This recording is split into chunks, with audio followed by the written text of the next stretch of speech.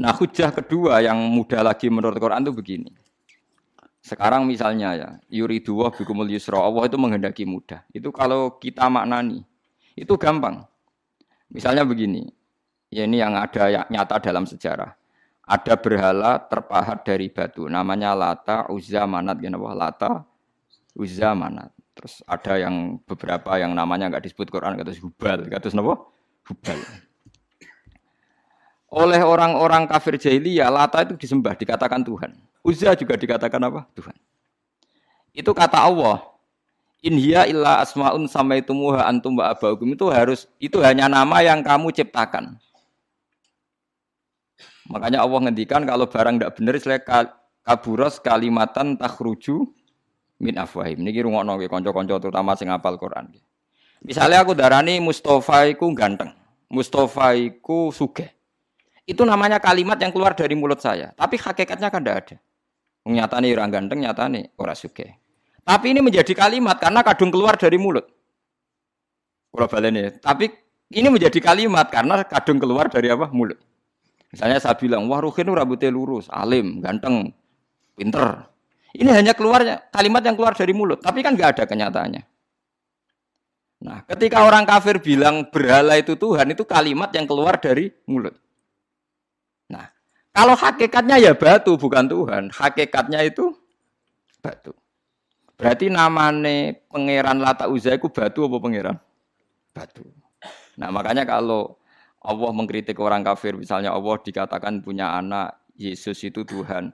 Ngendikane Allah napa kaburas kalimatan takhruju min afwahim. Sungguh kalimat itu satu kalimat yang salah, tapi yang kadung keluar dari mulut mereka. Jadi nomor dua ada kalimat yang memang benar. Seperti saya mengatakan 1 ditambah 1 2, 2 tambah 2 4. Nah itu baru hak karena nyata. Dikatakan apa enggak dikatakan ya tetap 2 ditambah 2 4. Sama dengan la ilaha illallah. Jadi la ilaha illallah itu sudah wujud sebelum dunia ngakui la ilaha illallah itu sudah ada apa belum? Kalau bedai. Sebelum ada orang Islam di seluruh dunia, Allah satu itu sudah wujud belum? Sudah. Kenyataan ini sudah ada belum? Sudah. Lah berhubung sudah kadung ada, kita hanya menyaksikan asyhadu, saya bersaksi, a'lamu, saya tahu. Karena sudah ada, makanya disebut fa'lam annahu la ilaha illallah. Wong sudah ada, kita tinggal tahu, tinggal bersaksi. Nah, kalau yang tidak ada itu mbok dikatakan pun tetap tidak ada, itu hanya jadi kalimat yang keluar dari mulut, wong barangnya tidak ada. Itu disebut apa? Kaburas kalimatan takhruju min afwahim. Iyaquluna illa kadziba. Jadi kalimatnya itu ada, tapi fakta yang ditunjuk kalimat itu tidak ada. Paham ya lah. Mulanya ciri utama agama itu kul ja'al haqqu wa zahaqal batil. Barang hak itu pasti ada, yaitu Allah. Barang batil ya pasti tidak ada. Pangeran telu itu tidak ada. Watu jadi pangeran ora ono. Santet ngasari dadekno aku mati ku ora ono. Mulane kula nek santet wong ora tau ndonga tolak santet. Wong cara kula santet mboten enten. Nah, percaya jajal kok sing mati ra kowe, paham gitu. Dini gitu. Memang enggak ada. Lho soal misalnya tapi wonten Gus yang mati ana dome ning wetenge ngene. Ya sing ana dom. Iku jenenge ora santet ya biasa wedok. Lah nek mati kena santet itu biasa kepelitis truk ya mati. Kena virus. Cara kula dipanteni santet itu malah lambat, kadang 3 dina lagi mati. Cas pleng truk. Cas pleng meneh pesawat. Jadi niku sing paling angel ning gone bab tauhid. Sebenarnya tauhid itu gampang, mboten jelimet. Makanya Allah melatih kita yuridu wa bikumul yusra. Andekan manusia seluruh dunia dipoling untuk melihat Lata dan Uzza. Itu apa? Enggak usah ada orang Islam, enggak ada orang kafir. Enggak usah intervensi. Pasti mereka jawab itu batu. Andekan Isa, Yesus itu dipampang di dunia. Orang poling, orang Islam, kafir, enggak ada intervensi. Pasti akan bilang itu manusia. Paham ya? Tapi lewat rekayasa dicitrakan itu Tuhan. Lata Uzza dicitrakan itu Tuhan. Nah, itu disebut wa makaru wa makarawa. Jadi dimakru. Dia didesain sedemikian rupa. Misalnya di Yunani itu orang kalau bilang Tuhan itu akal, makanya bilang logos. Log itu logos. Tuhan itu arot. Niki rungokno aja sampai salah, nak salah kafir sampean. Tuhan itu arot, Tuhan itu sifat. Jadi Tuhan itu tidak ada zatnya. Kemudian logos ini nempel di Yesus, kata orang Kristen. Sehingga logos. Logika akal. Makanya kalau orang filsafat darani Tuhan itu akal 1, akal 2, akal 3, akal. Makanya disebut logi, ideologi, log.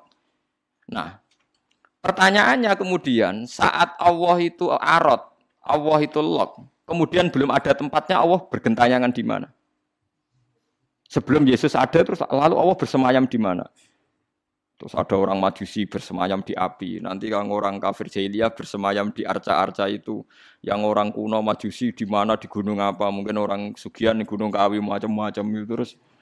Wah, itu kan terus jadi repot. Repotnya adalah kalau sifat itu harus nempel di zat. Dan zatnya mana enggak jelas. Itu satu. Nomor dua, sifat itu sama mausuf itu mesti dulu mausufnya.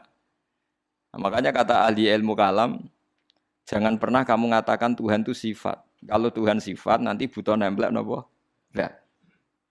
Makanya terus kita diajari walillahil asmaul husna. Allah itu zat. Kemudian pada zat ini ada asmaul husna. Jadi mulai dulu Allah itu al-qayyum, zat yang berdiri sendiri. Nah, ini pentingnya ngaji. Ana wong alim-alim mesti wali. Ana wong alim ra wali, goblok-gobloke wong alim. Mergo seneng dhuwit. Kudune wong alim iku wali. Nah, Imam Syafi'i ketika disebutno wali si A wali si B. Nah aku ra wali ning dunya ora ono wali. Dadi idza lam takunil ulama auliya alillah fama ala wajil ardi min waliyin. Nah, ulama wis gak wali ning dunya wis ora ono napa wali. Karena hanya ulama yang bisa menjelaskan kenapa harus ada tauhid. Nah, ulama ngerti logikanya. Fa'lam annahu la ilaha illallah. Kamu tahu. Bisa diketahui itu karena barangnya sudah hak, sudah wujud. Kalau barangnya belum wujud kan tidak bisa diketahui. Misalnya begini. Berhala Lata Uzza itu yang bisa diketahui satu. Bahwa itu batu. Karena batu itu wujud. Ya, batunya itu wujud. Tapi sifat ketuhanannya Lata Uzza tidak wujud. Makanya nggak bisa diketahui. Wong nggak wujud. Agar barang ra wujud kan nggak bisa nopo diketahui. Yang bisa diketahui hanya barang wujud. Makanya fa'lam annahu la ilaha illallah. Harus tahu.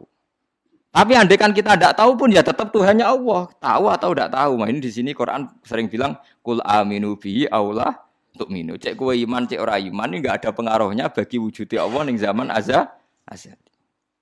Di kula baleni malih itu memang jadi dulu itu orang-orang terjebak ketika Tuhan yang Yunani dianggap logos, log.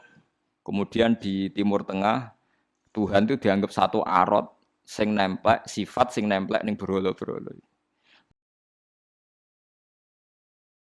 Engko ning gone daerah Majusi ning wasani sing nemplek ning napa geni macam-macam. Mon niku walhasil akhirnya semuanya itu kalah dengan tauhid sing digawa Kanjeng Nabi Muhammad sallallahu alaihi wasallam. Bahkan sekarang tiang Nasrani pun itu tidak pede dengan teori trinitasnya. Orang kan sekarang tahu semua kan perdebatannya Ahmad Didat sama Stanley Fischer itu macam-macam. Itu kan sampai ada seorang mahasiswi dari Swiss ketika yakin sifat Tuhan yang dijelaskan Ahmad Didat bilang, sepertinya Tuhan Anda lebih menarik. Karena dibilang Tuhan Islam itu tidak punya anak, tidak diperanakkan, tidak ada padanannya. Kalau Tuhan Anda ini padanannya banyak gini-gini terus itu ada orang tertarik. Sepertinya Tuhan Anda lebih menarik. Karena sifatnya lebih apa? Ya lebih menarik. Terus tadi maknanya walat itu kalau menurut ilmu kalam itu dua. Walat itu anak fisik, anak gen. Atau walat maknanya tawalud, konsekuensi dari satu hal. Tapi tidak karena diciptakan. Itu tadi misalnya HP dan pulpen ini benturan itu menimbulkan suara. Suara ini diciptakan HP, apa suara itu tidak ada yang menciptakan? Yuna ilmu kalam dibakas. Nah kamu bilang diciptakan HP, HP-nya sendiri tidak merasa menciptakan. Batu sama batu benturan, terus ada suara. Kamu bilang diciptakan siapa? Diciptakan batu. Batunya takoi, kamu yang menciptakan suara itu. Enggak, saya tidak punya akal loh. Paham? Nah lalu yang menciptakan suara itu siapa?